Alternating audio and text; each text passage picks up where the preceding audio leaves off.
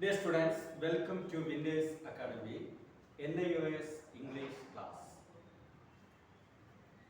നമ്മൾ നിൽക്കുന്നത് NIOS English ക്ലാസ്സിലെ പുതിയൊരു ചാപ്റ്റർ ആണ് ഇക്കോളജി ആൻഡ് എൻവയോൺമെന്റ്. അപ്പോൾ നമുക്കറിയാം ഇക്കോളജി എന്ന് പറഞ്ഞാൽ ആവാസ വ്യവസ്ഥ, എൻവയോൺമെന്റ് പരിസ്ഥിതി.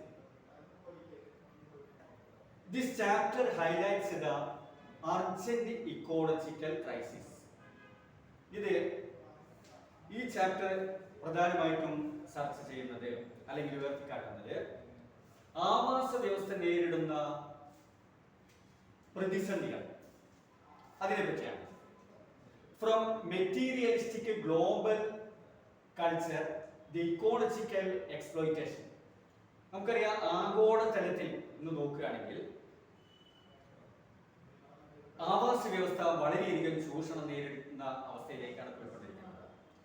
ആവാസ വ്യവസ്ഥ വളരെയധികം ചൂഷണം ചെയ്യുന്ന അവസ്ഥയിൽ പ്രകൃതിയും പ്രകൃതി വിഭവങ്ങളും അതേപോലെ തന്നെ വനങ്ങള്, കാടുകള്, സസ്യങ്ങള്, മൃഗങ്ങള്, ജലാശയങ്ങള്, വാട്ടർ റിസോഴ്സുകള് തുടങ്ങിയിട്ടുള്ള പ്രകൃതിയിലെ പരിസ്ഥിതിയിലെ മുഴുവൻ വസ്തുതകളും ഇന്ന് എക്സ്പ്ലോയിറ്റേഷന് വിധേയമാകുക.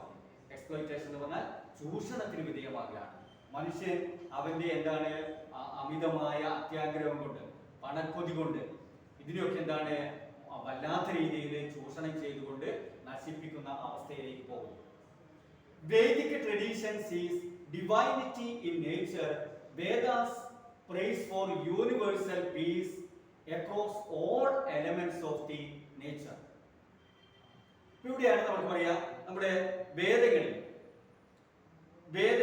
ഋഗ്വേദമായാലും സാമവേദം, അഥർവേദം, യജുർവേദം തുടങ്ങിയിട്ടുള്ള എല്ലാ വേദങ്ങളിലും നമ്മുടെ ഭൂമിയെയും പ്രകൃതിയെയും പ്രപഞ്ചത്തെയും പരിസ്ഥിതിയെയും കൃത്യമായി സംരക്ഷിക്കേണ്ടതുണ്ട് എന്ന ഏറ്റവും വലിയ സന്ദേശം നൂറ്റാണ്ടുകൾക്ക് മുമ്പേ ഈ വേദഗ്രന്ഥങ്ങളിൽ എഴുതപ്പെട്ടിട്ടുണ്ട്. അപ്പം അതിനൊക്കെ എന്തായിട്ട് കാണുന്ന പറഞ്ഞാൽ ഡിവൈനിറ്റി ഇൻ നേച്ചർ. പ്രകൃതിയെ ദൈവികതയുടെ പ്രതീകമായിട്ട് കാണും. ഇപ്പൊ നമ്മുടെ പ്രകൃതിയിലെ ഓരോ നദികൾ, ആ നദികളെ നമ്മൾ എന്ത് ചെയ്യണം?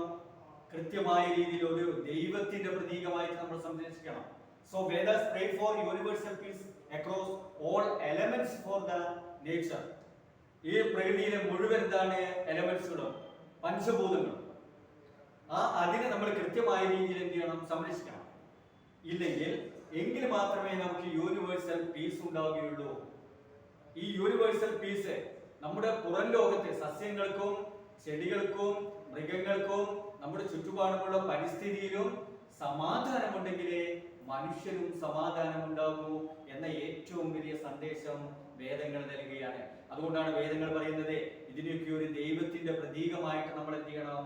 സംരക്ഷിക്കണം. Inner self and the outer world. നമ്മളെന്ന് പറയുന്ന സെൽഫ്, നമ്മളെന്ന് പറയുന്ന ബോധം, നമ്മുടെ ഔട്ടർ വേൾഡ്, നമ്മുടെ ഈ പുറം ലോകവും നമ്മുടെ ഉള്ളിലെ ബോധവും തമ്മിൽ വളരെയധികം ബന്ധമുണ്ട്. പുറത്ത് എത്രത്തോളം സമാധാനമുണ്ടോ അത്രത്തോളം സമാധാനം നമുക്കും ഉണ്ടാകുന്നതാണ്. പുറത്ത് എത്രത്തോളം, പരിസ്ഥിതിയിൽ എത്രത്തോളം സമാധാനം ഇല്ലേ അല്ലെങ്കിൽ കുറയുന്നോ അത്രത്തോളം മനുഷ്യരും എന്ത് പറയുന്നുണ്ട്? സമാധാനം കുറയുന്നു എന്ന ഏറ്റവും വലിയ സന്ദേശം നൽകുന്നു.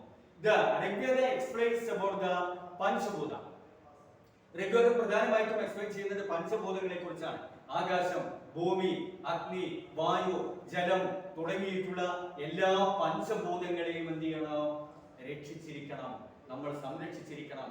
അതിന് പഞ്ചഭൂതങ്ങളെ ഡിവൈനിറ്റിയുടെ പ്രതീകമായിട്ട് അഗ്നിദേവനായിട്ടും വായുദേവനായിട്ടും ഭൂമി ദേവിയായിട്ടും ജലദേവനായിട്ടും നമ്മൾ എന്ത് ചെയ്യുന്നു? നമ്മുടെ വായുദേവനായിട്ടും ഒക്കെ നമ്മള് ഇതിനെ ദേവതാരൂപത്തിൽ എന്താക്കിയിട്ടുണ്ട്? കാണുന്നുണ്ട്. ആ ദേവതാരൂപത്തിൽ നമ്മൾ അതിനെ കാണുമ്പോൾ അതിനെ ഏറ്റവും ബഹുമാനത്തോടുകൂടിയും ഭക്തിയോടുകൂടിയും നമ്മൾ അതിഗൗരവമായിട്ട് സംരക്ഷിക്കാനുള്ള ഒരു മനോഭാവം നമുക്കുണ്ടാകും. Rigveda about the Panchabhuta and afforestation, respect for rivers, trees and animals.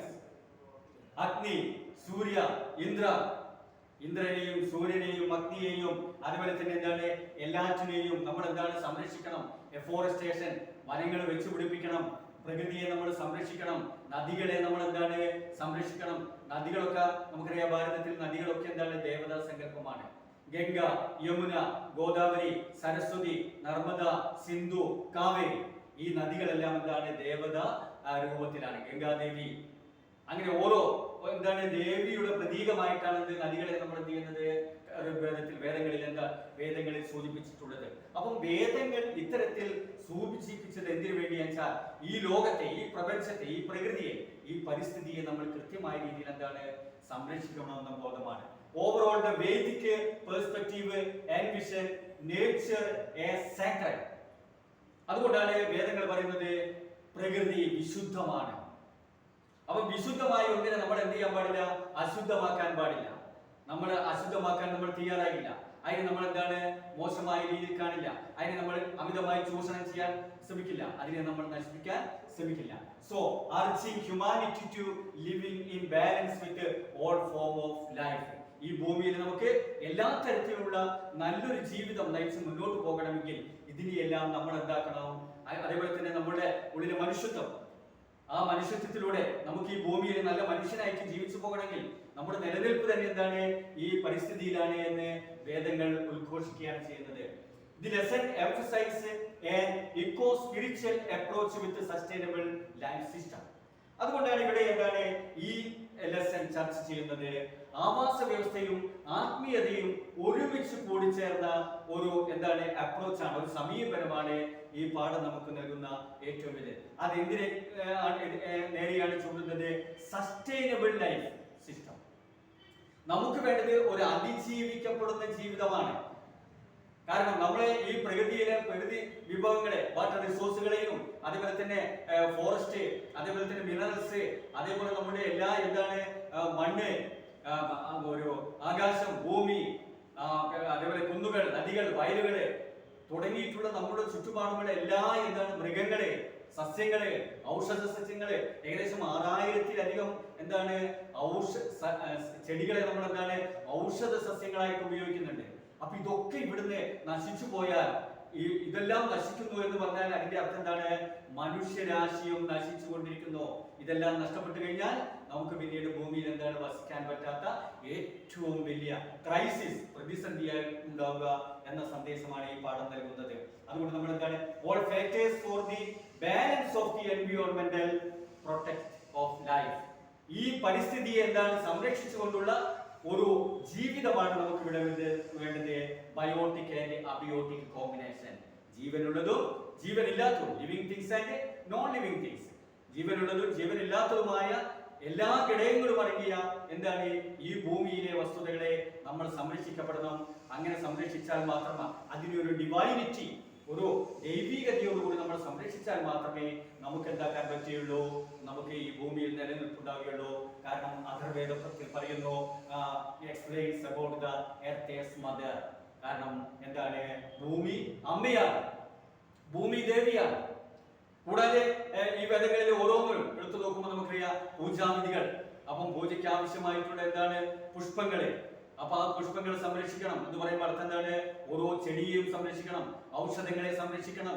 ആ ഔഷധങ്ങളും പൂക്കളും അതേപോലെ തന്നെ വിഭവങ്ങളും നമുക്ക് ഭക്ഷണമായിട്ട് കിട്ടുന്ന ഓരോ എന്താണ് സസ്യങ്ങളെയും നമ്മൾ സംരക്ഷിക്കണം. അങ്ങനെ ഈ വേദങ്ങൾ മൊത്തം ഉദ്ഘോഷിക്കുന്നത് മനുഷ്യന്റെ നിലനിൽപ്പിന് ആവശ്യമായിട്ടുള്ള A to Z, ആദ്യം മുതൽ അവസാനം വരെയുള്ള എന്താണ് ആശയങ്ങളാണ് നൽകുന്നത്. അപ്പൊ ഇക്കോളജി ആൻഡ് എൻവയോൺമെന്റ് എന്ന് പറയുന്ന ഈ ചാപ്റ്ററിലൂടെ നമ്മൾ മനസ്സിലാക്കേണ്ടത് ഭൂമിയെ, പ്രകൃതിയെ, പരിസ്ഥിതിയെ ഒരു ദൈവത്തിന്റെ പ്രതിരൂപമായി നമ്മൾ എന്ത് ചെയ്യണം? സംരക്ഷിക്കണം എന്ന ഏറ്റവും വലിയ വേദ സന്ദേശത്തിൽ അധിഷ്ഠിതമായിട്ടുള്ള ഒരു പാഠഭാഗമായിട്ട് ഇതിനെ നമ്മൾ കാണാൻ ശ്രമിക്കണം.